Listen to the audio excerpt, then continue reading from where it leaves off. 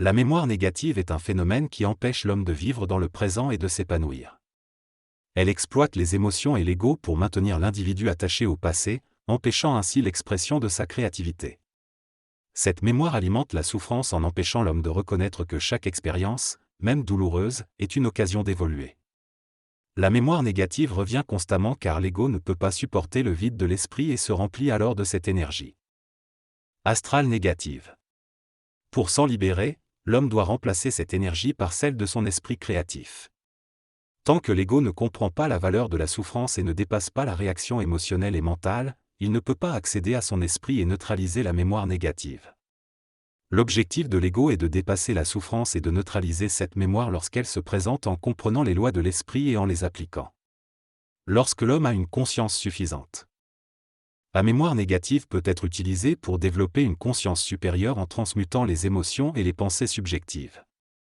Pour évoluer et se libérer de l'emprise de l'ego, il est essentiel de ne pas se laisser tromper par la valeur psychologique de la mémoire négative. Il faut être capable de superposer une conscience supérieure à cette mémoire négative, afin de l'utiliser pour transmuter ses principes et réorganiser sa structure psychique en une entité mentale supérieure. Si l'ego se laisse leurrer par la mémoire et si complet, il perd le jeu. L'ego, inconsciemment, entretient la mémoire négative, créant un cercle vicieux entre émotions et pensées. Il doit apprendre à ne pas jouer le jeu de la mémoire, en comprenant les lois de l'esprit et en surpassant l'illusion qu'elle présente. Il doit empêcher le passé d'entrer dans son présent et vivre dans le vide de son esprit, se nourrissant uniquement de l'instant. Il ne doit pas donner de chance à la mémoire négative de l'affecter émotionnellement et mentalement. S'il se présente, il peut la laisser venir, mais ne pas s'en occuper. Il doit développer une attitude consciente et traiter chaque expérience, même négative, comme un moyen de se rapprocher de son esprit. Ainsi, l'homme peut vivre différentes expériences sans souffrance psychologique, ne les vivant que dans le présent de son esprit plutôt que dans le passé de son ego. Cependant, l'homme a du mal à traiter directement avec son esprit et absorber l'énergie négative de ses expériences. Il en résulte une perte d'énergie et un traitement des expériences à travers une conscience astrale plutôt qu'avec son être interne et son véritable esprit. Il perd ainsi le contact avec la force transformationnelle de son esprit et reste pris dans l'impuissance psychologique de son ego. L'objectif n'est pas d'être sans mémoire négative à ce stade, mais d'avancer vers une fusion plus avancée. Il est important pour l'homme de s'élever au-dessus de cette mémoire négative pour pouvoir bénéficier immédiatement de ses expériences, au lieu d'en souffrir à long terme. Il est important de ne pas nourrir sa mémoire négative en lui donnant de la valeur ou de l'importance psychologique. L'ego doit être suffisamment perspicace pour comprendre que la souffrance ne possède rien de bon pour lui, et que c'est la compréhension de cette souffrance qui devient bénéfique. Si l'ego se laisse assujettir par la mémoire négative, il perd le bénéfice de l'expérience et reste coincé dans la souffrance. Il est donc essentiel de trancher avec cette mémoire négative et d'aller chercher en soi ce dont on a besoin pour grandir. Cependant, donner de la valeur à cette mémoire fait partie des mécanismes d'insécurité de l'ego. L'esprit véritable de chaque personne est son intelligence réelle, et c'est en vivant cette intelligence que l'on peut reconnaître l'aliénation créée par la mémoire négative. Lorsque l'on est dans son intelligence réelle, on ne se rationalise pas la souffrance mais on la vit pleinement.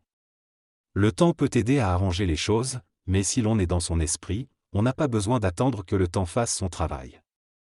Il est donc préférable de ne pas perdre de temps à vivre dans la mémoire négative et à attendre que les choses changent, mais plutôt à se transformer, prendre conscience et vivre dans l'esprit. L'ego doit comprendre que la souffrance provoquée par la mémoire négative n'a pas de valeur réelle. La véritable valeur de l'expérience réside dans l'attention vibratoire vécue au moment présent. L'ego doit apprendre à contrôler et limiter la mémoire négative, qui l'empêche d'être heureux sur le plan matériel et de se connecter avec lui-même. L'émotion peut soit donner de l'énergie, soit en enlever, et l'ego doit être conscient de cela. Pour être conscient de sa propre énergie, l'homme doit prendre en main les mécanismes de la mémoire et réaliser que le passé n'a qu'une valeur négative subjective.